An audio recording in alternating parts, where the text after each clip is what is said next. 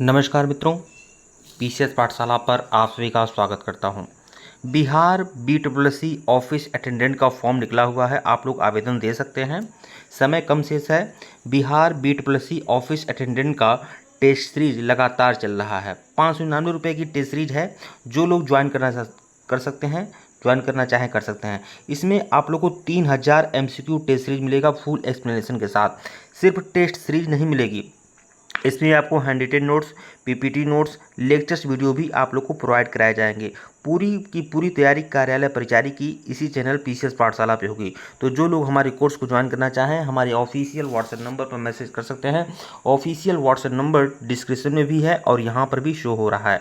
Course की fees सिर्फ 599 रुपये है। आइए शुरुआत करते हैं मित्र। संसाधन और उसके प्रकार, इससे संबंधित कुल 80 प्रश्न हैं। इसमें 60 MCQ लिखा है, गलती से लिखा है। इस टॉपिक से रिलेटेड ही कुल 80 प्रश्न हैं जो सारगर्भित व्याख्या के साथ हैं। बहुत ही बढ़िया। लगभग 3000 MCQ मैं आप लोग को दूंगा, फुल एक्सप्लेनेशन के साथ दूंगा। और उसके अलावा hand retain notes, PPT notes, lectures video भी आप लोग को उपलब्ध कराए जाएंगे। और टेलीग्राम बिल्कुल ज्वाइन कर लीजिएगा, व्हाट्सएप ग्रुप जरूर ज्वाइन कर लीजिएगा, उसका भी लिंक डिस्क्रिप्शन में दिया गया है। आइए शुरुआत करते हैं। प्रश्न संख्या 16 देखिएगा।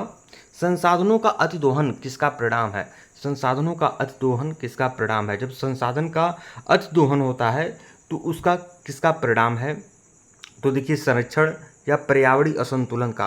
तो संसाधनों का जब अतिदोहन होगा तो पर्यावरण का संतुलन बिगड़ेगा ही बिगड़ेगा। तो पर्यावरणीय असंतुलन, विकल्प बी जो है वह आपका सही है।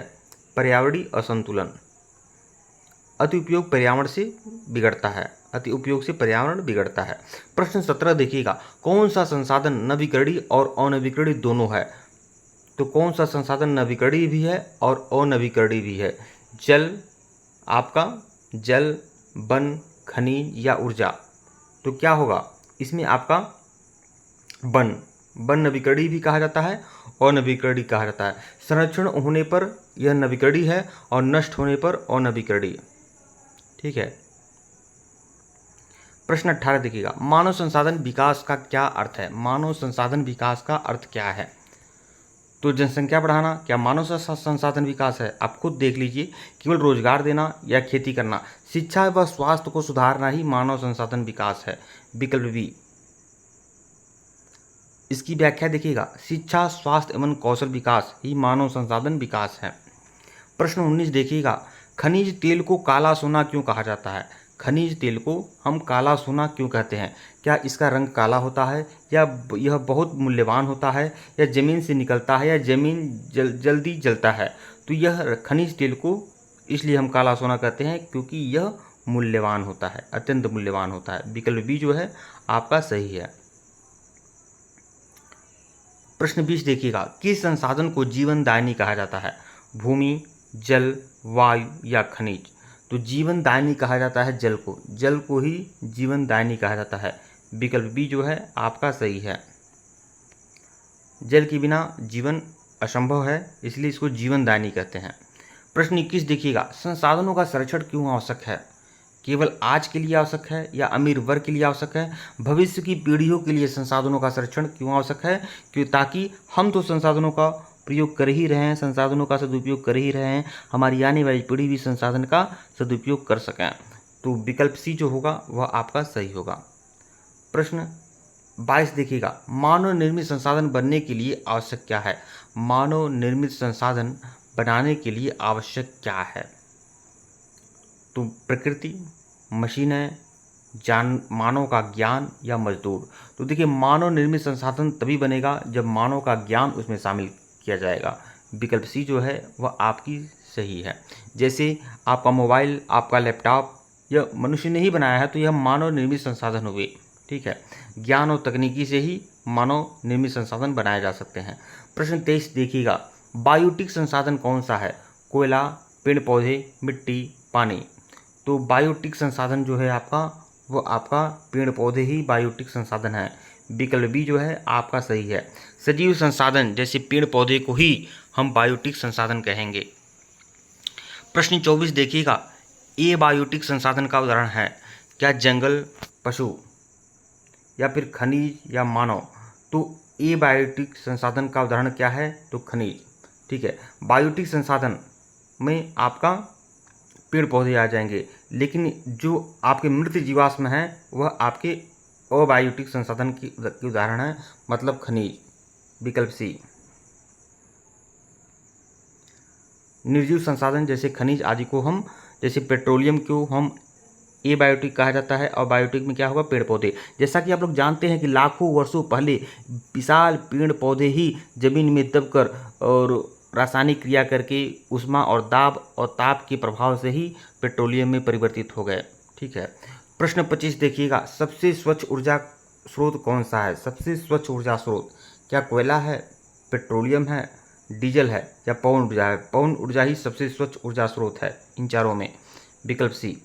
पवन ऊर्जा जो है प्रदूषण रहित है, इसलिए सबसे स्वच्छ ऊर्जा स्रोत है। प्रश्न 26 देखिएगा, भारत में सर्वाधिक प्रयुक्त ऊर्जा स्रोत कौन सा है? तो भारत में जो सर्वाधिक प्रयुक्त ऊर्जा स्रोत है, ठीक है, तो पवन ऊर्जा, सौर ऊर्जा, जल विद्युत। तो देखिए, अगर देखा जाए सबसे ज़्यादा मात्रा में जिस ऊर्जा का उपयोग हो रहा है वह कोयला ही है, कोयला ही है। विकल्प बी। कोयला को हम ताप विद्युत में कोयले का इस्तेमाल हम लोग करते हैं। भारत में उद्योग और बिजली उत्पादन का आधार जो है कोयला ही है। संसाधन योजना का उद्देश्य है, संसाधन योजना का क्या उद्देश्य है? अंधाधुंध उपयोग या वैज्ञानिक और समान उपयोग, केवल अमीरों के लिए या केवल शहरों के लिए? तो संसाधन योजना का जो उद्देश्य है वह वैज्ञानिक और समान उपयोग के लिए है, वैज्ञानिक और समान उपयोग। विकल्प बी जो है वह आपका सही है, संसाधनों का वैज्ञानिक और उचित वितरण। ठीक है, प्रश्न 28 देखिएगा, कौन सा ऊर्जा स्रोत अनवीकरणीय है? देखिए, नवीकरणीय का मतलब ये होता है जिस संसाधन को का पुनर्निर्माण किया जाए वह नवीकरणीय में आएंगे, और जिनका जो लिमिट मात्रा में जो संसाधन है जिसका पुनर्निर्माण नहीं किया जा सकता वो अनवीकरणीय में आएंगे। तो जल विद्युत नवीकरणीय है, सौर ऊर्जा नवीकरणीय है, पवन ऊर्जा नवीकरणीय है, प्राकृतिक गैस लिमिट मात्रा में है, इसलिए यह आपका अनवीकरणीय है। प्रश्न 29 देखिएगा, प्राकृतिक संसाधन को उपयोगी बनाने वाला मुख्य कारक क्या है? प्राकृतिक संसाधन को उपयोगी बनाने वाला मुख्य कारक क्या है? देखिए, क्या मशीन, धन, मानव का ज्ञान या भूमि? तो मानव का ज्ञान ही तो प्राकृतिक संसाधन को उपयोगी बना सकता है। ठीक है, बड़े बड़े बांध बनाकर नदियां तो बह रही हैं, लाखों वर्षों से नदियां बह रही हैं, लेकिन नदियों पर बांध बनाकर टरबाइन की सहायता से जल विद्युत का उत्पादन मानव ने किया। इसलिए प्राकृतिक संसाधन को अगर उपयोगी बनाया गया तो मानव के ज्ञान से ही उपयोगी बनाया गया। विकल्प सी जो है वह आपका सही है, मानव के ज्ञान और तकनीकी से ही संसाधन उपयोगी बनते हैं। प्रश्न 30 देखिएगा, इस सीरीज का सबसे आखिरी प्रश्न, भारत में जल संसाधन का सबसे बड़ा स्रोत क्या है? तालाब, नदियाँ, कुएँ या समुद्र? देखिए, भारत में जल संसाधन का सबसे बड़ा स्रोत क्या है? यहाँ पर जल का सबसे बड़ा स्रोत नहीं पूछ रहा है, पहली बात ध्यान में रखिएगा।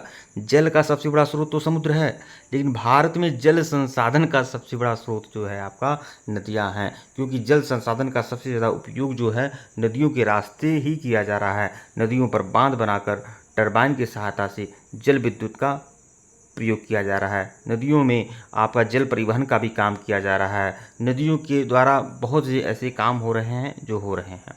विकल्प बी जो है आपका सही है, भारत में नदियाँ मीठे पानी का मुख्य स्रोत भी हैं, ये भी ध्यान में रखिएगा।